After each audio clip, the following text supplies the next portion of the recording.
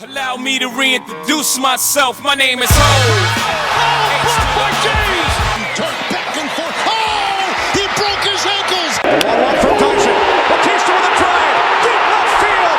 No doubt about it. Baltimore Ravens. On to you next. It's your boy B. I'm Rob. What's good? Mike, man, let's get to it. Let's get right to it. Baltimore made some good moves this offseason, and as everybody knows, they never lose in the preseason, but they actually wound up costing Harbaugh this offseason as they lost J.K. Dobbins for the year.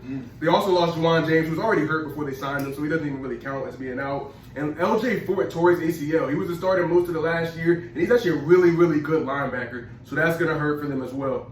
But their additions, they got Kevin Zeitler on the offensive line. They got Sammy Watkins from Kansas City. They got Justin Houston as some extra insurance coming off the edge. And they got Alejandro Villanueva manning the tackle position, at least until Juwan James comes back next year. Some of the big subtractions are coming at the edge position, where they lost Yannick Ngakoue and they lost Matt Judon. So they got to replace a lot of things on the defensive edge side of the ball, but they're doing a good job with some of their acquisitions. And they drafted Rashad Bateman in the first round. They need a lot of wide receiver help. They did get Sammy Watkins, as I said. Bateman, he needs to make some big plays for this year, especially for Lamar Jackson's trajectory as a passing quarterback. Yeah, this is been one of the best teams in football over the last few years since Lamar Jackson's taken over, and is why Vegas has their over-under set at 11 wins.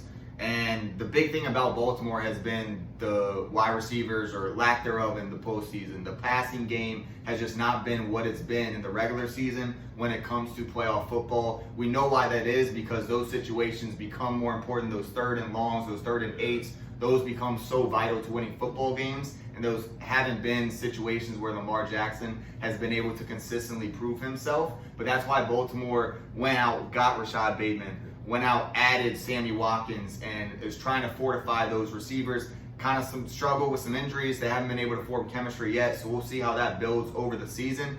And not to mention, that O-line last year was very depleted and not that effective. Like, Ronnie Stanley was out for the year, but hopefully this year it should be much better. They got Kevin Zeitler, they got Alejandro Villanueva from their division rival, so that should be much better. Obviously, J.K. Dobbins going out is going to be a tough break for them, but Gus Edwards has been productive in that backup role. They should be able to still be effective in the run game, especially with Lamar Jackson, going off for 700, 800, 900 yards himself. I think you were going to be touching on that a little more also. And you mentioned the edge. It's interesting because they had so much edge depth last year,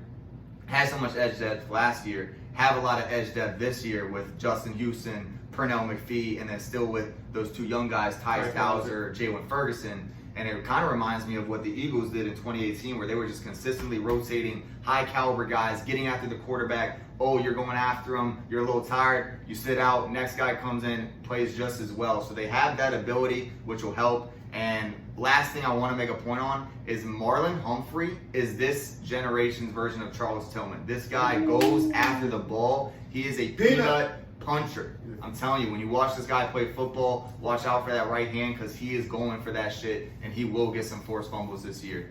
Facts. And add on to that edge depth that they had, they did also draft Dafe Owe in the first round at the 31st pick out of Penn State. He's raw, though. He's I raw. don't expect much from him this year. Don't expect much from him, but he's a freak talent. I mean, some people saw in the preseason he was running down as a gunner on the punt team, so that shows you the type of athleticism this kid has. I can see him being a beast on special teams, though, in Yeah, year one. From the jump. Project player. From the jump, for sure. Look, guys, I'm here to make y'all money, man. All I've heard from these two guys right here, I've heard about Lamar Jackson, and I heard that the offensive line is crazy now. So you know what? What are we going to do? J.K. Dobbins tore his ACL. Shout out J.K., man. He was about to go crazy this year. Dang, I drafted you in fantasy too, bro. I hope you get better, man. Yeah, real tough. But anyways, who's going to run the ball now for him? Yeah, you can say Gus Edwards. Yeah, you can say whoever the backup is too. But for real, it's going to be Lamar Jackson. So we're going to do Lamar Jackson over 900 rushing yards. Put it to the bank. FanDuel, DraftKings, Barstool, wherever y'all do it, put it to the bank. Put a little extra juice on that one. I'm liking that one a little extra today. Throw that one in. He went for 1,000 yards each of the last 2 years. They got him at 900. Go ahead and throw some sprinkle on that. Come on, guys. We're going to wrap it up in Baltimore with Bird Gang, and we're going to go ahead and move on to the next team, Buffalo Bills.